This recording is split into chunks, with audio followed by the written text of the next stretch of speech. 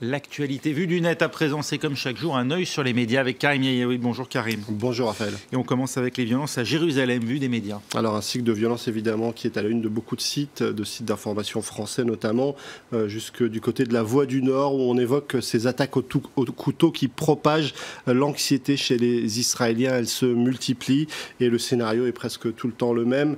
Un assaillant avec un couteau qui tue ou blesse un Israélien et très rapidement les forces policières israéliennes qui ripostent et qui abattent en général un jeune homme, un adolescent parfois. En tout cas, du côté des médias israéliens, on évoque ça comme des attaques terroristes presque classiques. Le Jerusalem Post évoque la nécessité de faire appel à l'armée pour venir en aide à la police. Pourtant, d'autres médias expliquent que ce n'est pas forcément la meilleure des solutions. C'est le cas du journal plutôt à gauche, Haaretz, qui explique que dans ces attaques qui ne sont pas forcément coordonnées, un déluge de raids et d'arrestations sera peut-être inefficace face à une infrastructure terroriste qui n'est pas une infrastructure finalement et qui consiste en des jeunes armés de couteaux de cuisine, des jeunes qui sont à la une d'un autre site internet israélien, le Times of Israel, armés de pierres et de couteaux, les enfants d'Oslo deviennent majeurs. On évoque une génération de Palestiniens accros à Internet qui n'a que mépris pour l'autorité palestinienne et l'accord qui l'a créé. En tout cas, depuis quelques jours déjà, on parle d'une troisième intifada sur les réseaux sociaux. Ça fait déjà un moment qu'on en parle. Ce dessin date de 2014 et il est abondamment partagé sur la toile ces derniers temps. Et puis il y a aussi des tensions au-delà de Jérusalem. On a vu Benyamin Netanyahou accuser des Arabes israéliens de participer à alimenter les violences avec une incitation selon lui à la violence. Et bien justement, du côté du chef de la liste arabe unie, on exige du procureur général qu'une enquête soit ouverte, mais cette fois-ci à l'encontre de Benyamin Netanyahou, justement pour inciter à la violence contre les Arabes. On l'accuse clairement de jeter de l'huile sur le feu. Et puis il y a ces images très nombreuses partagées sur les réseaux sociaux et chaque camp donne une interprétation différente. On a beaucoup vu l'image de cette femme qui a été, sur laquelle on a tiré aux abords d'une gare de Jérusalem. Ça a été relayé ici sur le site du Dauphiné, une vidéo de la chaîne I24. Alors les deux versions divergent.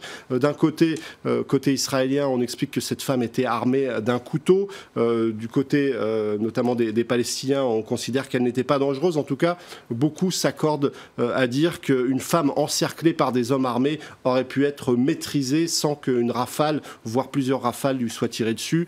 Et puis, il y a quelques jours, on a vu une toute petite partie de la gauche israélienne manifester. Ils étaient très peu nombreux, mais en tout cas, ils avaient tous à l'esprit l'idée que ce processus de paix déjà moribond est peut-être définitivement enterré. Eh oui. On passe aux critiques qui accompagnent la visite que vient d'effectuer Manuel Valls, le Premier ministre français, en Arabie Saoudite. Alors c'est vrai qu'il y a pas mal de choses là-dessus, notamment du côté de la presse suisse, une fois n'est pas coutume.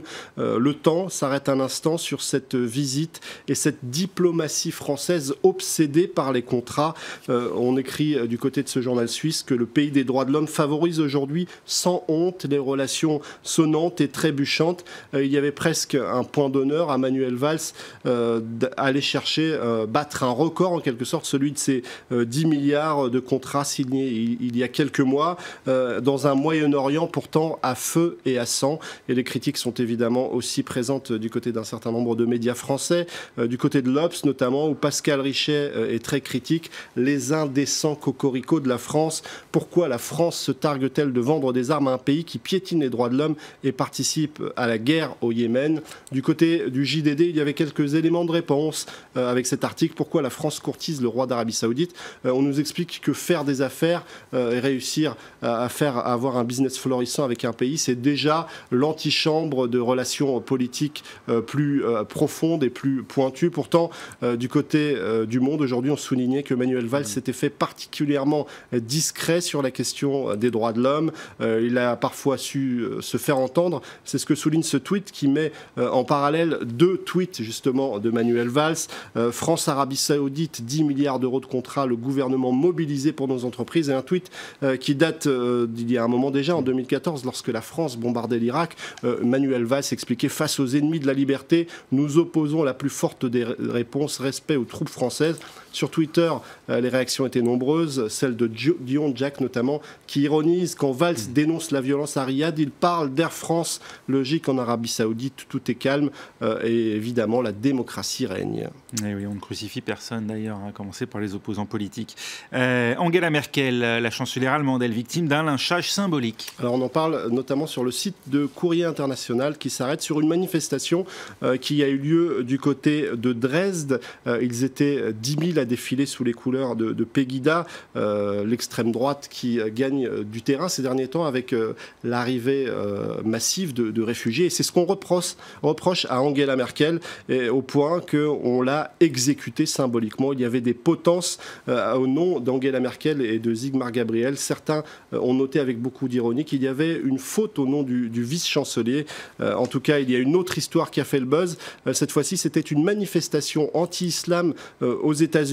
Et une des manifestantes a discuté avec ceux qu'elle était venue en quelque sorte défier pour finalement devenir une proche, puisqu'elle serre dans ses bras celle qui symbolise ce qu'elle était venue critiquer. Finalement, comme quoi, ça peut aussi bien se terminer. Merci beaucoup, Karim.